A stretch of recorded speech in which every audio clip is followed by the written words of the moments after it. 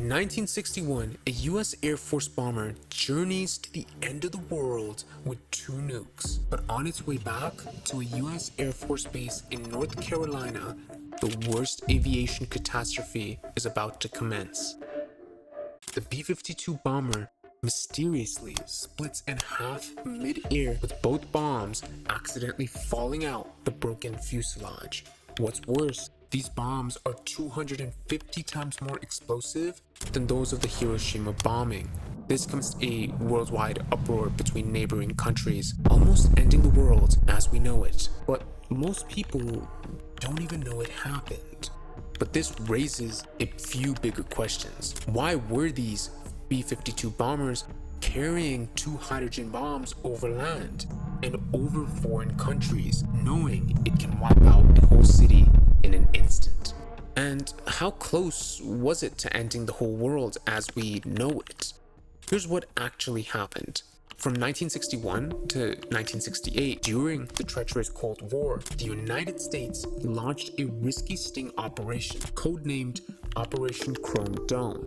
The operation consisted of multiple US B-52 bombers that carried each 2 or 4 hydrogen bombs for 24 hours straight, eyeing the Soviet borders. This is because if the Soviets, today known as Russia, attacked or nuked the US, the US can counter immediately on standby from dropping these bombs in Moscow, the capital of Russia, erupting a nuclear war. But that thankfully never happened. But something worse did. These patrol routes were designated along the Atlantic coast, Canadian Arctic, and Greenland. But this backfired immensely because planes then were not as safe as they are today. And that's exactly what happened at midnight, 12:15 a.m. on January 24th, 1961. It was dark. A B-52 bomber was flying along the Atlantic coast, commanded by Major Walter, with the pilots being Captain Richard and First Lieutenant Adam. A total of 8 members were on this flight, but this bomber had a massive structural problem that caused it urgently to head back for an emergency landing. This is because 11 hours prior, a Boeing KC-135 Stratotanker was fueling the bomber in mid-flight. That's when the Stratotanker crew noticed something strange about the bomber. The right wing of the bomber was leaking fuel rapidly. The Stratotanker crew notified Commander Major Walter about the devastating issue. Major Walter immediately commanded the crew to disconnect the telescope fuel pipe from the tanker and head to Seymour Johnson Air Force Base in North Carolina as fast as they could. But things took an unexpected turn. While rushing to the Air Force Base, 37,000 pounds of the fuel disappeared in 2 minutes. And keep in mind, this bomber has 2 Mk-39 hydrogen bombs and are 250 times stronger than the Hiroshima bombing. Bomb 1 was in the after bay between the wing root and tail. Bomb 2 was in the forward bay between the cockpit and ahead of the wing root. Due to the major loss in the fuel, the aircraft became unbalanced. Major Walter cried out to all 8 members to abandon the doomed aircraft, to which only 5 members survived. The plane, however, due to uncontrolled spinning, had its last moments ripped apart in half. But it still had one major problem. 2 hydrogen bombs are about to fall out over Goldsboro, North Carolina. If it detonates, all North Carolina would be exploded, with radiating surrounding states and countries. Shortly after, Bomb 1 fell out, separating from the aircraft around 7,000 to 9,000 feet. The parachute deployed, landing safely in the Rhodes family field with minimum damage. But Bomb 2 was far between being safe. Bomb 2 fell out, separating from the aircraft between 2,000 to 5,000 feet above the terrain. The parachute didn't deploy. Instead, it freefalled like a normal bomb, eclipsing the same action in Hiroshima, but this time on American soil. In its mere moments reaching the terrain, that split moment had US reputation, and Jeff Kennedy's new position as the 4th day of being president could have altered history. But in a surprising miracle, the bomb didn't explode. Instead, it buried itself upright in an 18 feet underground hole, and it was recovered 7 days later with severe damage, and part of the nuke missing even till this day. But why didn't this nuke explode?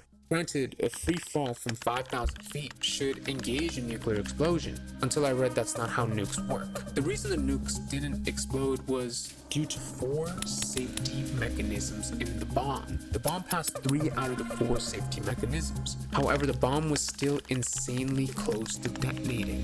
The only thing in between that prevented the bomb from detonating a state was a low voltage switch that was left in the safe position before free falling. But in the crash scene, this statement doesn't make sense. The Atomic Energy Commission investigating the scene looked inside the bomb, and they found something counterintuitive. They found the safety switch is set to arm, meaning it should have exploded upon impact. However, upon further investigation, the circuitry behind the switch told a different story. The circuit that arms the bomb was heavily damaged due to massive impact. It was theorized that the impact caused the switch to return back to the armed position, but the circuit could not be completed due to extensive damage, preventing a nuclear explosion. If it had exploded, this would be the most embarrassing catastrophe the US would ever face. But you might be wondering, how does this almost end the world of any site? The bombs didn't explode, and if it had exploded, it would majorly affect the US only.